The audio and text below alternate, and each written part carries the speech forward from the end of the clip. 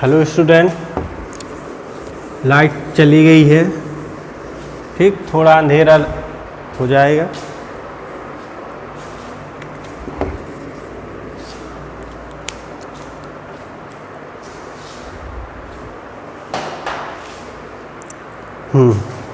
जो कल तक था, कल के वीडियो में हमने अमीबा में पोषण के बारे में बताया था कि अमीबा में किस प्रकार से पोषण होता है। अब जब कोई खाद्य कण अमीबा के एंडोप्लाज्म में चला जाता है, ठीक, तो उसे पोषण कहते हैं। अब उस खाद्य कण का स्वांगीकरण किस प्रकार किया जाता है, या उस खाद्य कण से जो पोषक पदार्थ होते हैं उसको किस प्रकार से चूसा जाता है या स्वांगीकृत किया जाता है, इसके बारे में चर्चा करेंगे। तो जो नेक्स्ट हेडिंग है स्वांगीकरण, ठीक, एसिमिलेशन। अब इस वीडियो में हम सिर्फ तुमको दो ही टॉपिक बताएंगे, एक तो स्वांगीकरण, दूसरा बहिक्षेपण, कि खाद्य पदार्थों का स्वांगीकरण कैसे होता है और बहिक्षेपण बाहर कैसे निकाला जाता है।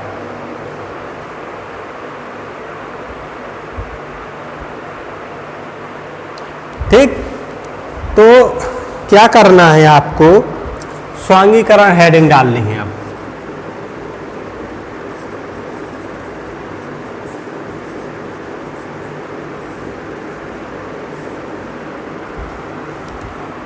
स्वांगीकरण में क्या होता है कि जैसे कोई भोजन का, जैसे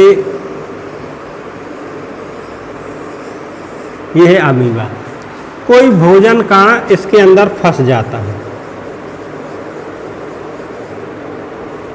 इसे जब इसमें फंस जाता है तो इसे बोलते हैं खाद्य धानी।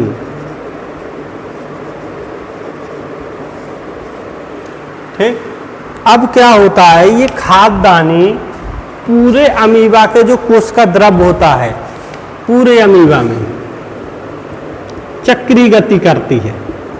मतलब सीधा सीधा अगर देखा जाए तो पूरे अमीबा की कोशिका द्रव में घूमती रहती है।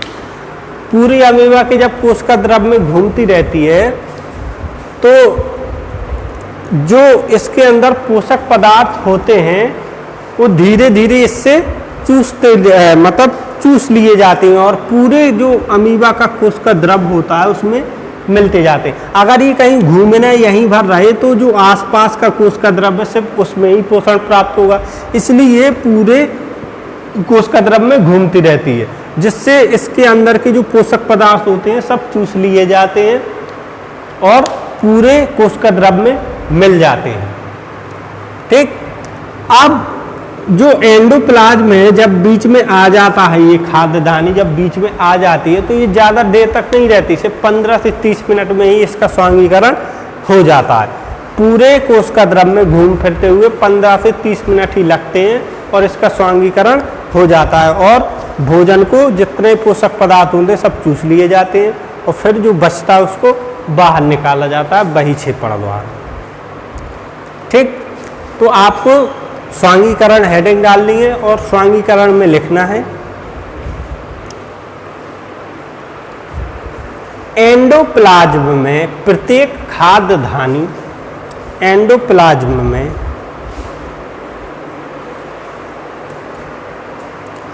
प्रत्येक खाद्यधानी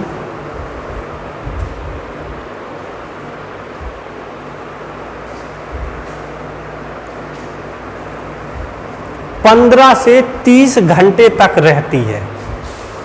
15 से 30 घंटे तक रहती है। सॉरी, अगर हमने उसमें मिनट बता दिया हो तो घंटे तक रहती है। 15 से 30 घंटे तक रहती है।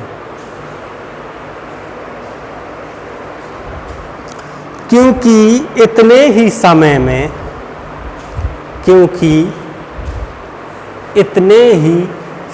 में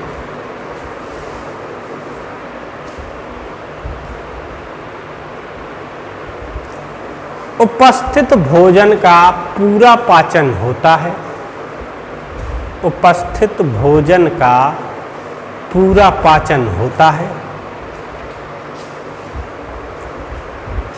मतलब 15 से 30 घंटे तक ही रहती है, इतने समय में जो भी इसमें भोजन या पोषक पदार्थ होते हैं उसका पूरा पाचन हो जाता है।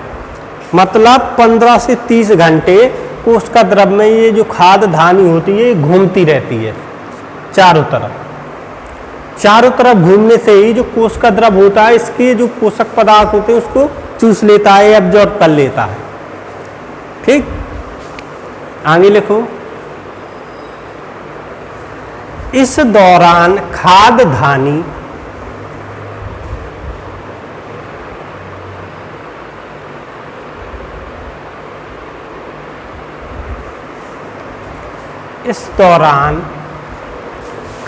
धानी प्लाज्मा सॉल में चक्रीय गति करती है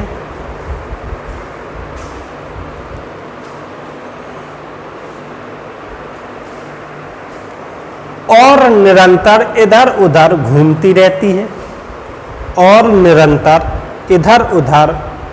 घूमती रहती है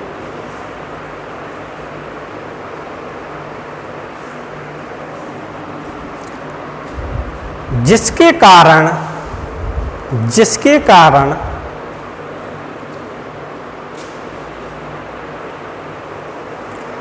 पचे हुए पोषक पदार्थ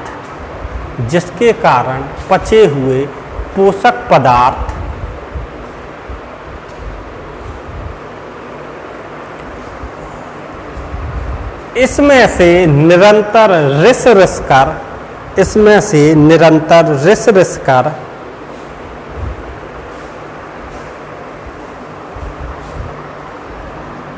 पूरे कोशिका द्रव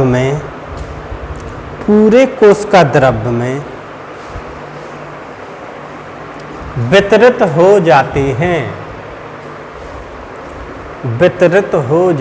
हैं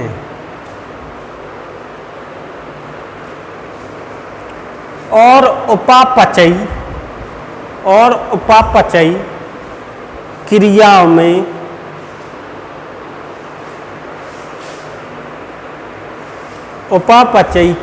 में उपापचयी मतलब मेटाबॉलिक, उपापचयी हिंदी, मेटाबॉलिक इंग्लिश। ठीक, तो उपापचयी क्रिया में भाग लेने लगते हैं।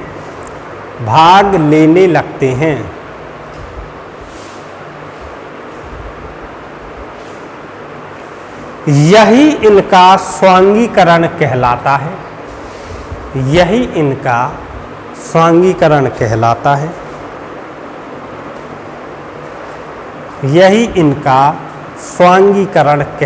है।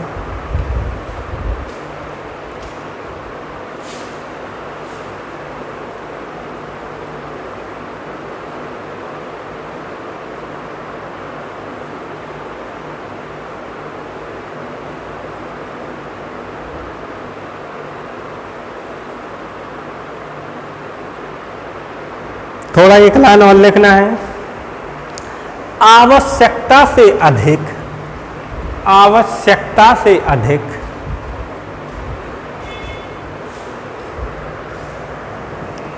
अमीनो अम्लों का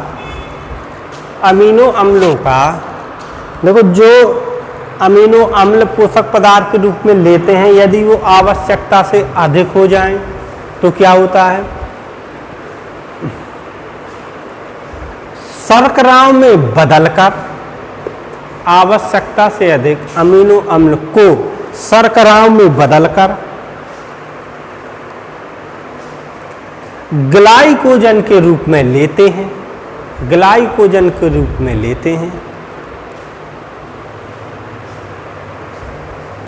ठीक, तो जो आवश्यकता से अधिक अमीनो अम्ल जो होते हैं उनको शर्करा में बदल देता है, फिर उसको क्या करता है, ग्लाइकोजन के रूप में लेते हैं।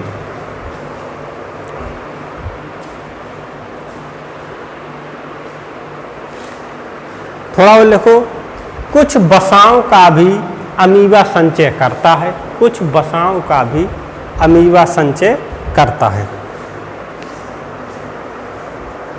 ठीक, तो इस प्रकार भोजन का स्वांगीकरण होता है। कुछ प्रकार की वसाएं होती हैं उनका भी संचय करता है अमीबा। ठीक, कुछ अमीनो अम्ल का संचय करता है। अब इसके बाद जो नेक्स्ट टॉपिक आता है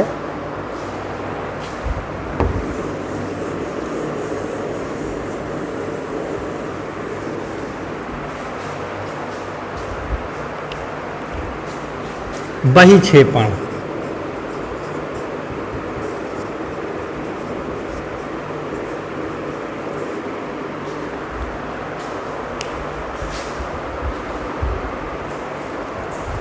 देखो बहिक्षेपण में क्या होता है, जो खाद्य धानी होती है उसमें जो अपाच्य भोजन बचता है तो वो खाद्य धानी पूरी एब्जॉर्ब नहीं करते हैं, कुछ भोजन बचा रहता है जो अपाच्य होता है, उसको खाद्य धानी में ही अंदर बना रहता है और धीरे धीरे वो खाद्य धानी किनारे की ओर आती है, मतलब एंडोप्लाज्म से एक्टोप्लाज्म की ओर आती है और खाद्य धानी खाद्य रिक्तका से बाहर निकाल दी जाती है। जो अपाच्य भोजन बचता है उसको बाहर निकाल दिया जाता है। कैसे?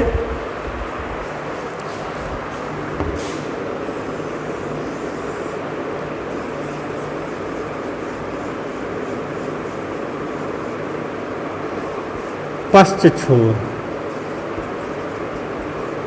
पीछे का छोर होता है, कहीं से भी निकले तो उसे पीछे का छोर मानते हैं। ठीक,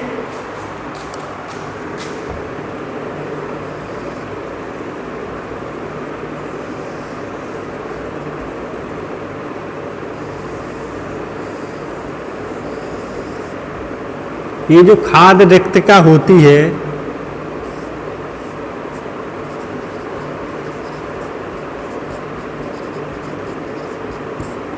खाद्य रिक्तका होती है वो एक्टोप्लाज्म की ओर आती है और इसका मुंह खुल जाता है। इसके अंदर ये क्या होता है, अपचित भोजन होता है, अपाच्य भोजन।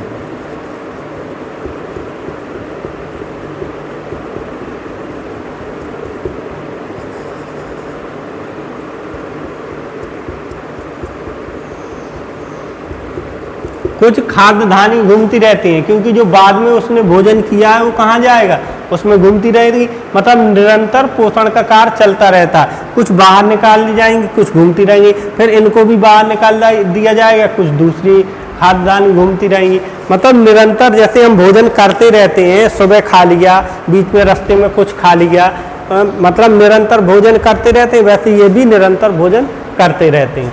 ठीक, तो जो अपाच्य भोज्य पदार्थ होता है वो पश्च छोर से विसर्जित कर दिया जाता है।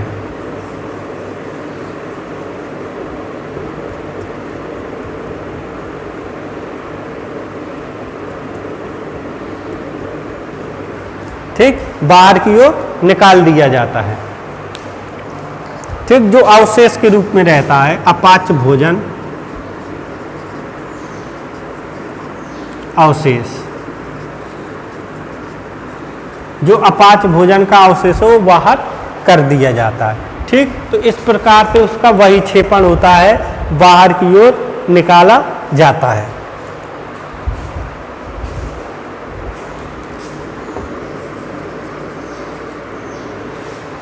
तो इसका डायग्राम है जो हम लिखवाएंगे, उसके नीचे ये डायग्राम भी बना लेना है।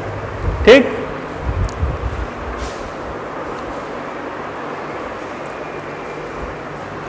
लिखिए, भोजन के अपाच्य भाग को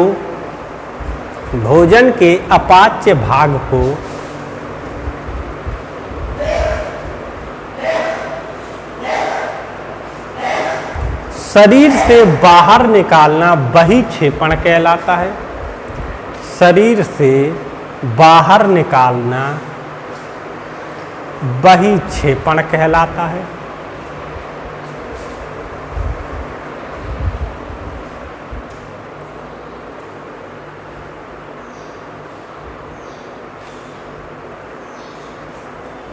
अमीबा में इसके लिए कोई निर्दिष्ट स्थान नहीं होता है।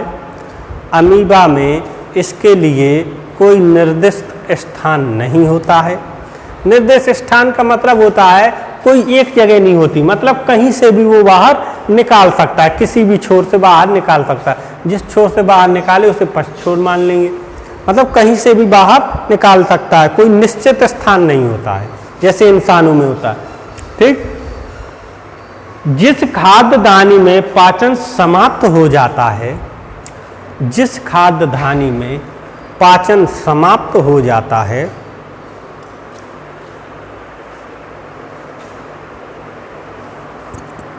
वह इधर उधर न बहकर स्थिर हो जाती है, वह इधर उधर न बहकर स्थिर हो जाती है।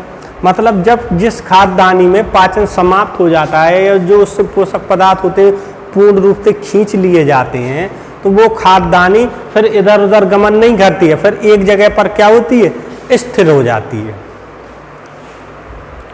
और गमनशील शरीर आगे बढ़कर, और गमनशील शरीर आगे बढ़कर, और गमनशील शरीर आगे बढ़कर इसे पीछे छोड़ देता है, इसे पीछे छोड़ देता है।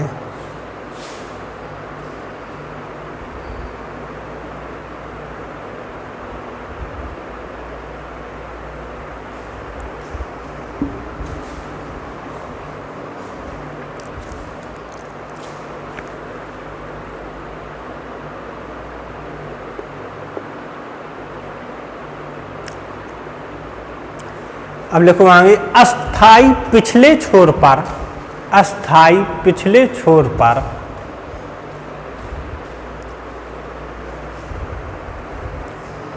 प्लाज्मा लेमा अकस्मात फटकर, प्लाज्मा लेमा अकस्मात फटकर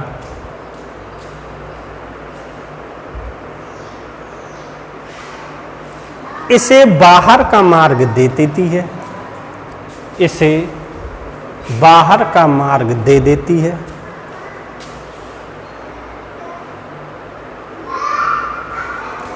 फिर तुरंत वापस जुड़ जाती है, फिर तुरंत वापस जुड़ जाती है। ठीक, तो सिंपल प्रोसेस थी, समझ में आ गई होगी। इसके नीचे आपको ये चित्र बना लेना है, किताब में दिया है। ठीक, तो उसका चित्र बना लेना है। ठीक इसी प्रकार जिस प्रकार बाहर बहिक्षेपण होता है, अगर हम उल्टी दिशा से देखें, पहले दूसरे तीसरे, अगर हम तीसरे से देखें तो इसका स्वांगीकरण भी वैसे ही होता है। ठीक, अगर इसे उल्टा देंगे तो इससे स्वांगीकरण का चित्र भी मान सकते हैं। जैसे कोई खाद कण आया, ठीक, जो प्लाज्मा लेमा है वो फट जाती है और ये खाद कण अंदर चला जाता है, मतलब कोशिका द्रव्य में चला जाता है, और ये एक्टोप्लाज्म से एंडोप्लाज्म को अंदर चला जाता है। जब बीच पे चला जाता है तो ये पूरे कोशिका द्रव्य में घूमता रहता है और इसका जो पाचन शुरू हो जाता है। ठीक, इस साइड से देखें तो ये बहिक्षेपण है, इस साइड से देखें तो ये क्या है, स्वांगीकरण है। ठीक, तो आपको बहिक्षेपण में ये चित्र बना लेना है। इस वीडियो में सिर्फ 2 ही टॉपिक बताएंगे, इसके आगे वाले वीडियो में फिर कल चर्चा करेंगे। ठीक।